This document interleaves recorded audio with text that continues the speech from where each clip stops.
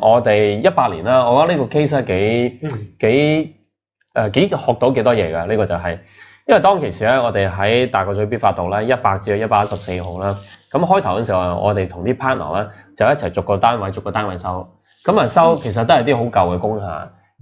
因為香港嘅工廈咧好多其實就點講啊，係冇乜點樣用㗎啦。即係或者係好殘好舊。咁你成個區一活化嘅時候咧，你點樣去諗佢點去增值咧？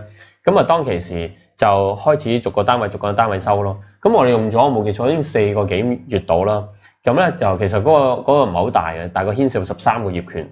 咁咧就由100收到106號。咁咧就用咗幾錢啊？用咗好似3億幾度嚇，收咗呢 lot 先。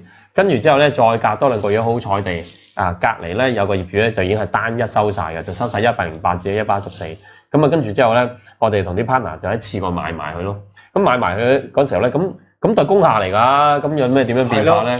我都試過帶我老豆去睇啊！我又買呢度，我老豆話咁舊買嚟做咩啊？有冇人租？係啊，我都試過同啲 friend 講，即係話你買工廈嚟做乜啊？咁鬼舊。跟住我話咁買完咁梗係舊啦，大佬。咁我哋要增值嘅就唔夠變咗去舊，唔係舊變到唔夠咁得咯。翻身變靚，翻身都唔得。你翻身如果一層，我哋以前就翻身啫。咁你一棟我哋立晒嘅時候，咁咪拆咗佢咯，咁簡單。嗱，當然我知道你一定有諗問題咧，就話喂拆咗好難喎，點起啊？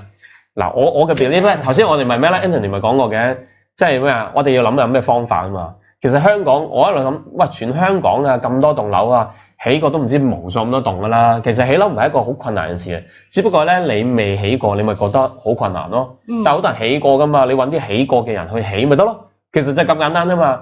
拆咗去再重建，跟住咧再補埋地價。咁嚟緊咧嗰棟咧，我哋會起一棟咧甲級寫字樓嘅嚇。咁做一啲嘅商業嘅市場嘅，咁咪搞掂咯。呢個就係。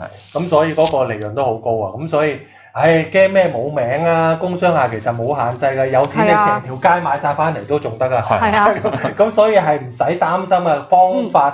方法總比困難多，冇錯啦。